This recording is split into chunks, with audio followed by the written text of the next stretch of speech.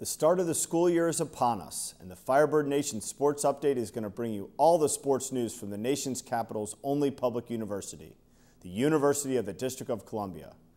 Today on Firebird Nation Sports Update, we'll interview the Firebird head women's volleyball coach, Sheila Weaver, as well as head men's soccer coach, Matt Thompson. In the Firebird Spotlight, we'll visit with senior volleyball student athlete and last year's team MVP, Vanessa Garley. Stay with us on the Firebird Nation Sports Update.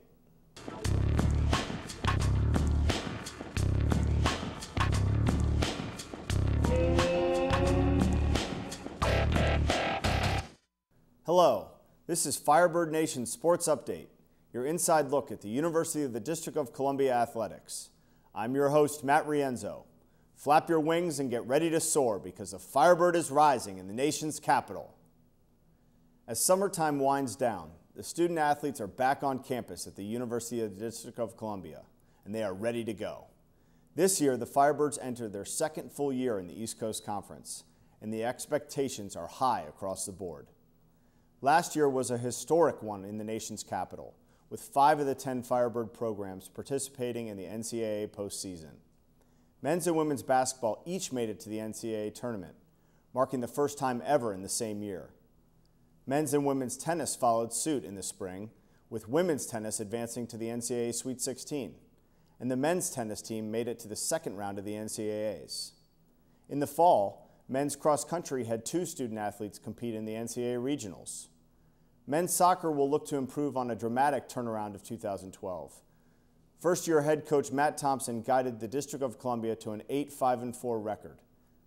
While there is a nice blend of veteran experience and youthful newcomers, the first year in the ECC could make for a challenging fall on the pitch. Hopefully, the Firebirds can continue to improve and build on last year's success. Women's volleyball suffered a wide variety of injuries in 2011 and finished with a disappointing 11-22 record. There's an infusion of new talent for the Firebirds, however, that Coach Weaver is hoping will jumpstart the program back to their winning ways. Men's and women's tennis will look to get back to NCAA postseason form in the upcoming year under head coach Dickie Mahaffey, and the men's and women's cross-country teams will look to put more bricks of success in place under head coach Alton McKenzie. As the fall sports kick into high gear on Connecticut Avenue, look for all the Firebird programs to take another giant step forward. We're going to take a short break. When we return, we'll visit with head volleyball coach Sheila Weaver.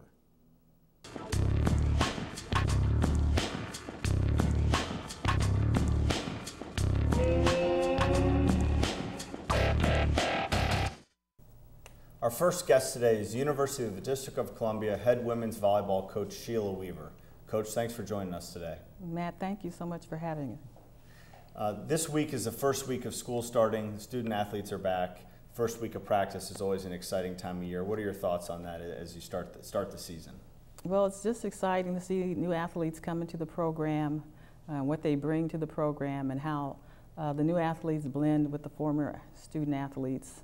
And it's just kind of the way that the chemistry starts to develop for the season. And practice is going well so far? Practice is going great. Everybody's enthusiastic. They're putting forth 100% on the court, things that coaches always like to see. Great. Well, it's an exciting time.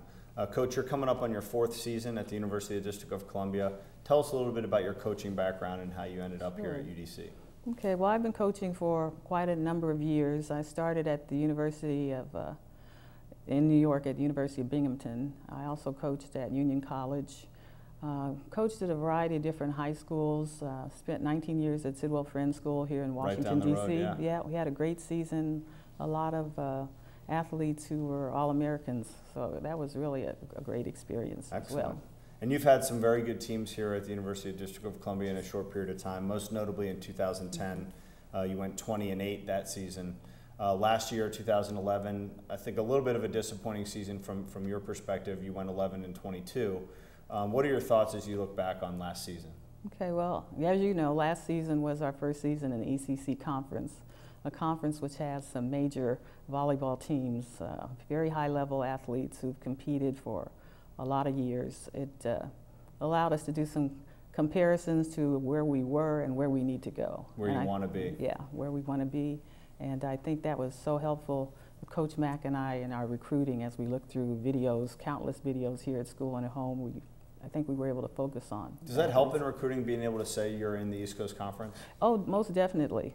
Because prior to, we weren't able to say, you know, we were in a conference Right. at all. So we had very good records, but you always had the challenge of proving that you were a talented team to try to get a bid. On the radar of that recruit sure. too. So you mentioned last year was the first year in the ECC. This year is the second year, obviously. Is the conference that much more difficult than independent play? I would say most definitely. We've gone a step or maybe two steps at a Wow. higher level. And the teams that we're playing now, they have a lot of depth. They have student athletes who've been playing club for a number of years, who have achieved a lot, not just on the East Coast, but throughout the country. And they have that tradition of winning. So Right. we're looking to try to join them in that. And then do you have any rivals yet in the conference, or is that still forming? We're still forming rivals because, you know, we're here in the southern area, and all of our teams are up north. I can't say that we have rivals. We're looking at the teams that are doing the best, that have been most successful. Those are the ones that we're looking at trying to compete with. Trying to emulate. Emulate what they're doing to some degree, but also to look at and see how we can do things differently and be successful. Who are some of those teams that are kind of the powerhouses of the ECC? The powerhouses are the University of Bridgeport, Dowling, and I'd say New York Institute of Technology. There's quite a few teams. Yeah, there's a fair kind of in the number. middle. Yeah, quite a few in the middle. It's kind of unpredictable, I say, in some sense, who's going to come out on top, because I see a lot of teams evenly matched. Well, hopefully the Firebirds will be moving up Oh that yeah, list most definitely. over time. So No question about that. let's shift gears to that a little bit, to this season and personnel. You've got a couple key players returning, Vanessa Garley and Grace Pirelli. Talk to us a little bit about them, what they mean to the team and what they Sure. bring. Well, Vanessa Garley has been very instrumental in our victories since she came here. She's been our leading scorer. She's played wherever I've asked her, whether she's played middle position or outside hitter. She's so dedicated and hard worker, so she's very much a leader on this team and has been since she came. And how about Grace? And Grace is a junior college, well, she wasn't actually a junior college transfer. She transferred from another college. And she's a libero outside. And what she brings is so much heart to the team. She's just driven to do her very best, and she lays everything out on the court. And she sets, again, a good example for everyone Sounds like else. a good duo to lead the team. Oh, absolutely. And tell us, some of us who don't know as much about volleyball, what is a libero? What does that mean? Okay, the libero position is a player that passes extremely well and can come into the back row and take on that role. It's a very specialized position, so it adds another dimension to the game when you can have someone who can only focus on that role. Okay, interesting. Now I understand we talked about Vanessa and Grace. There's a few newcomers, transfers and whatnot, who are probably going to infuse a little bit of new energy and talent to the program. Tell us a little bit about who they are and what they might bring. Okay, we have two junior college transfers from Feather River Community College in California. Oh, okay. That's Julia Lynch and Tara Yusko. I see them as a dynamic duo for us. Oh, good. Oh yeah, they've played together since high school, so they have a long history playing together, and so they have that court sense between the two of them. So Excellent. so you get that over time. So match those two up with the two that are Yeah. returning. That's a pretty good core of players. And then I also just like to mention we have a new transfer, Sarah Stewart, who is a setter.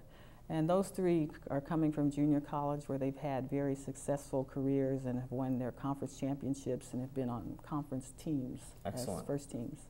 Now let's talk a little bit about your schedule. On August 31st and September 1st, you're hosting the Firebird Volleyball Classic. Right. Tell us a little bit about that and what that means to hold a tournament here. I think when you hold a tournament, you start to establish a tradition for the college. It's something that all the players buy into, the university buys into, that you want it to be as successful as possible. And of course, Washington, D.C. being a tourist attraction, as well as soon to be a volleyball mecca as we continue to prove ourselves on the court. I think it's a very attractive place for teams to want to come. So Great, so they can get some sightseeing in while they're here to Yes. play some matches. And does that help with recruiting our location in the nation's capital? Is that a big part of I'd it? say most definitely, because we get quite a few students who are interested in politics or who are interested in law. We're interested in just the nonprofit sector, the environment that Washington has to offer. So certainly a lot of that out there in the Washington, D.C. area, a lot of educational, a lot of internships, things of that nature. So now let's talk about something a little bit different. Let's talk about the Olympics. Okay. With your background, did you watch a lot of that, and what interested you there, beach or regular volleyball? Okay, well, I had my eyes focused on both because I know some of the players on both teams. Okay. And I know we've talked, my daughter Cheryl played at Long Beach State with Misty May, and they won a national title. And your daughter was on the national She was been on the national team with Taiba Hanif and Danielle Scott, because they have quite a few players from Long Beach State. So, you know, I had to be up late at night, early in the morning to catch all of those matches. But it was great just to see the exposure to the game that the country's seeing and across the world in the face of volleyball. Yeah, well, they certainly provide just a lot of entertainment and really expose the sport of volleyball during that Olympic time, so that's great. Well, Coach, that's all the time we have. We want to thank you for being on the show today. It certainly was great having you, and we'll look forward to the Firebirds, you know, taking that next step in the ECC and hopefully a lot of success. So thanks very much for being with us today. Thank you, Matt. We look forward to being back on the show. Great. Yeah, and don't forget, viewers, that most of the women's volleyball games will be live streamed on the internet at udcfirebirds.com, so be sure to check that out. When we come back, we'll visit with Firebird student athlete and volleyball MVP from last year, Vanessa Garley.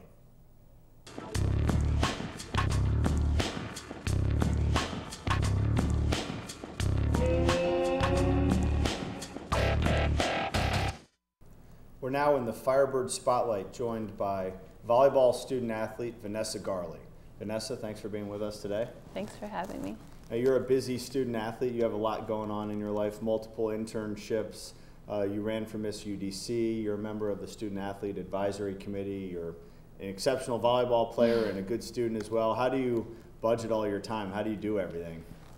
Definitely have to have a schedule and, you know, be there on time and map everything out ahead of time so you're there for everything, for every event, and just have to study hard and pay attention in class as much as you can. Takes a lot of discipline, a lot of time management, I'd imagine.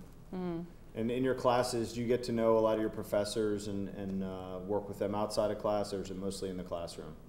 It's mostly in the classroom, but if I have trouble in class or, you know, like as an athlete, if we travel, I will go into office hours and talk to them, and, you know, they'll help me out if I missed anything in class, so that way I can keep up my grades and everything. What's your major?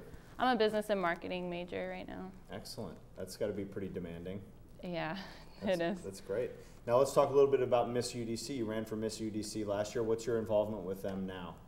I got second attendant, and so every campus queen has a platform, and mine was School Spirit and Pride. So we have to execute our platform over the year that we're in as a queen.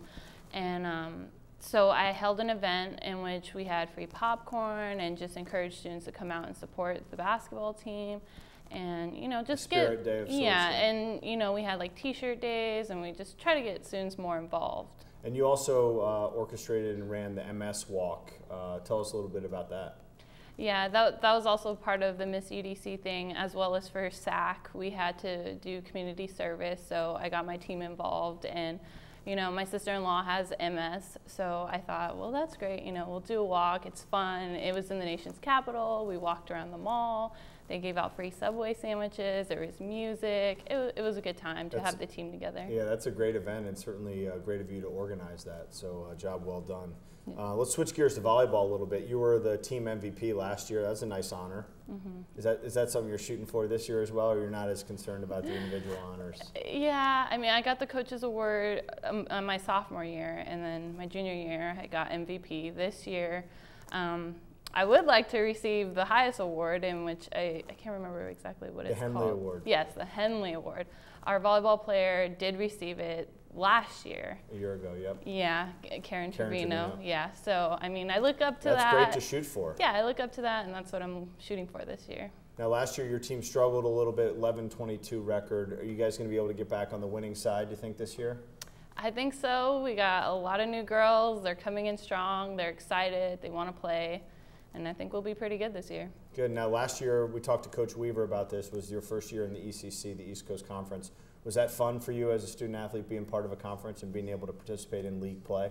Yeah, being in a conference, it's it's competitive because not only are you playing people outside your conference, but then you have people in your conference. So, you know, it's more competitive. You get to be like, oh, well, we won this much in our conference and all that. So it's a lot of fun. Yeah, and I think over the years it adds special element of excitement to the league games as opposed to your non-league opponents. Yeah. So that's good.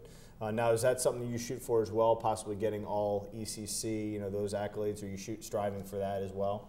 Yeah, I would definitely want to be recognized within my conference. I know I had a high hitting percentage, but I definitely want to be on the top end. So I'm going to try my hardest this year, and we'll see what happens. Good. Well, best of luck. Now, getting back to kind of your student life, you're definitely one of the most active students in the student body here at UDC. Have you enjoyed your time here? What's it been like at UDC? It's been really busy. There's a lot of opportunity here if you look for it and you find it. A lot of students don't take advantage of it or they're not aware of it, but you just have to find the students who know and they'll help you out. So. Yeah, I mean, you're very active in the student community, and that's certainly admirable, and keep up the good work in this last year that you have. Now, last question, what are your team goals this year as a team? What are you guys shooting for? We definitely want to be in the NCAA tournament, so that's our #1 goal. We want to win all conference and have a good record. So good. Well, I think you're moving in the right direction, and with your leadership and some of your teammates as well, hopefully you'll get there. So that's all the time we have. Thanks very much for being with us today in the Firebird Spotlight, and best of luck to you and your teammates this upcoming year. Thanks. When we come back, we'll visit with head men's soccer coach Matthew Thompson.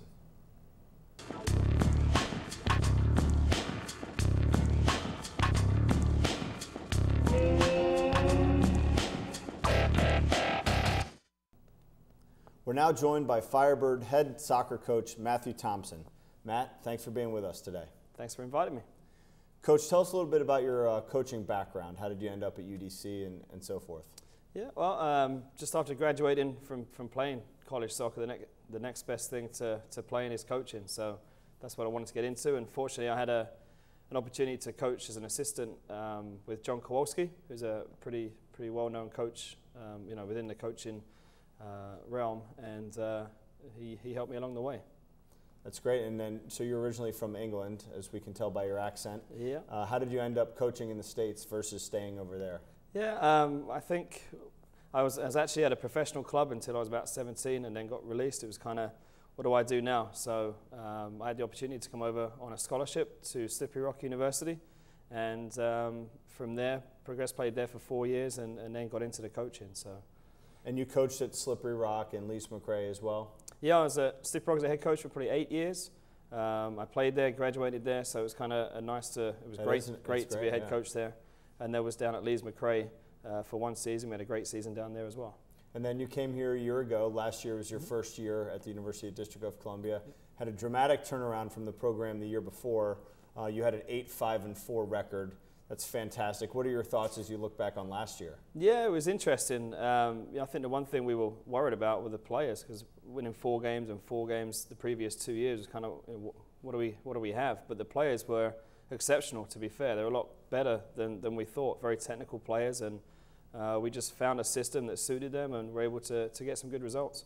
Yeah, and how were you able to do so well in your first year? What was the key to that dramatic turnaround? Yeah, I think the biggest thing was trying to change the mentality and introduce a culture to the program. So we agreed as a team after several meetings that professionalism would be kind of our foundation, and trying to build from there. So, making sure the players are on time and accountable, and ready to go. That's how we kind of. At what point as a coach do you get into that where you have those meetings? Is that right away or after a couple weeks of the season, or how does that work? We had a preseason meeting, and we gave the players what the coaches' thoughts were and the direction that we wanted the program to go, but we wanted their input, and we said after preseason we'll sit down and we'll talk again, and that's where we kind of formulated the culture to the program. That's great, and it certainly it's worked thus far. So going into your second season, what are your expectations as you go into this second season? Well, it's going to be exciting because we're obviously going into the ECC for the first time. So I think that's something great for the players to actually play for something. Last year, come toward the end of the season, we have nothing to play for. We weren't in a conference, but now we're playing in ECC. So that's definitely given us something to play for. But it's going to be difficult. The ECC is possibly one of the toughest conferences in the country for Division II, along with a conference in Florida. So I think we're in a tough conference and a tough region. So it's going to be tough, but like I said, we're excited and fingers crossed we'll be okay. Just so our viewers understand, most of the athletic department was in the East Coast Conference a year ago. They were in league play already, but because of the fall season and soccer scheduling, you weren't able to play that ECC schedule last year, but you will this year for the first year, whereas most of the programs competed in the East Coast Conference last year. So just to explain that to the viewers. Do you think you can improve on the 5-4 record of last year, or that's going to be a tall order in the new ECC? It's definitely going to be tough. We played 7 teams that made the national tournament last year within the conference and out the conference. So that's quite a schedule. It's going to be tough. Yeah, it's not going to be easy, but we want to challenge ourselves against the best teams. We feel we have some good players coming in, some incoming freshmen, but we also have some talent coming back. So it's going to be tough, but our goal is to equal or better that record for sure. And that's a good segue. You talked about some top newcomers. You have several returners, 13 or 14 returners, a few really key ones, Mario Benegas, Bakary Koulibaly, Jose Garcia, Rocky Hernandez, Tanzu, and some others. Tell us about that core group of guys and what they're going to mean for you this year. Yeah, I think it's important to have that group back. They're the ones that we combine with and talked about the culture and creating that culture. So now any of the new players coming in, they will teach the new players the culture and what we expect. And, again, we'll meet again towards the end of preseason and discuss that again. But things are going well. The players coming back, certainly Mario, Bakary, Rocky, the 3 of those are definitely, really working hard and pushing to be captain. We haven't chosen our captains yet. That's great. That extra incentive to work hard in practice. That's great. For sure. And who are some of the top newcomers there? You started practice a couple days ago, and there's some guys already on campus. I understand you're waiting for a few international students to possibly come. Yeah. But tell us about some of the newcomers who are already on campus. Yeah, we have Elio, which is Rocky Hernandez's brother, very talented player. I think he went to community college for 1 year. He's playing midfield at the moment. Very technical player. He's gifted, likes to go forward, but he's very fit. I think he won our beep test. Close to 14. Which is the conditioning test. Yeah, one of our conditioning tests, and so he's extremely fit and ready to go, which is exciting. Along with Elio, we have several other players, really. Yeah, and then a handful of international players that you're waiting to arrive once they get cleared through all their correct. Yeah, and such, a few certificates and things to clear. Now, first year in the ECC. Are you looking forward to playing a league schedule and having that type of, the rivalries and then also just the extra added excitement that come with being part of a league? Oh, for sure. We can't wait to play the first game. In fact, the first game we're playing the toughest team, I believe, LIU Post. They won the regular season and went on to the national tournament. So that's our first conference game. So it's going to give us a test straight away. So the guys are excited to have something to play for. And then what about the rest of your schedule? Are there other games that stick out? I guess just all the ECC matches are going to be tight, and those are the ones you look for? For sure. The ECC ones are the games that count at the end of the day. But now, you need to win the regional games as well if you want to move on to the national tournament. So playing teams like Millersville, who went to the Final Four last year, the NCAA tournament. So they're definitely a big game for us. California, PA, they were ranked number 8 last year, and we were able to tie them last year. But that's going to be another great game. So we're playing a few PSAC schools that are very good. Shippensburg is another school that's very talented. A friend of mine coaches there, so that's going to be an interesting game. That's great. That's our first home game, I believe, of the season. That's great. Now, your roster has a bit of an international flavor mixed with some local talent as well. How do you find your players? They're fun. They're fun to be around.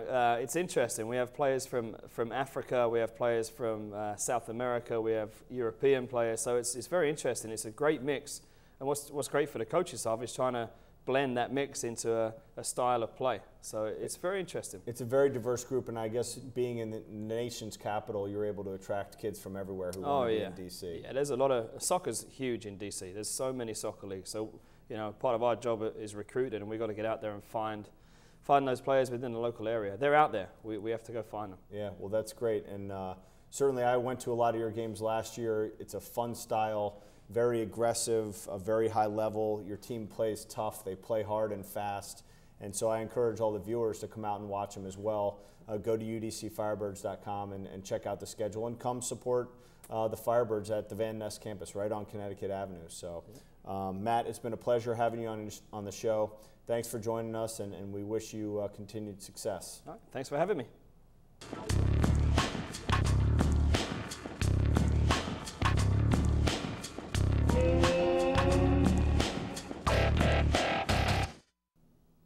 That's all the time we have today. I'd like to thank our guests, head coaches Sheila Weaver and Matt Thompson, as well as Firebird student athlete Vanessa Garley. Please don't forget to follow UDC Athletics on Twitter at UDC Firebird Fans, on Facebook at UDC Athletics, and on YouTube at UDC Athletics 1. Be sure also to check out the newly redesigned website at udcfirebirds.com. Thanks for watching the Firebird Nation Sports Update. I'm your host, Matt Rienzo. The Firebird is rising in the nation's capital, and we're glad you're along for the ride.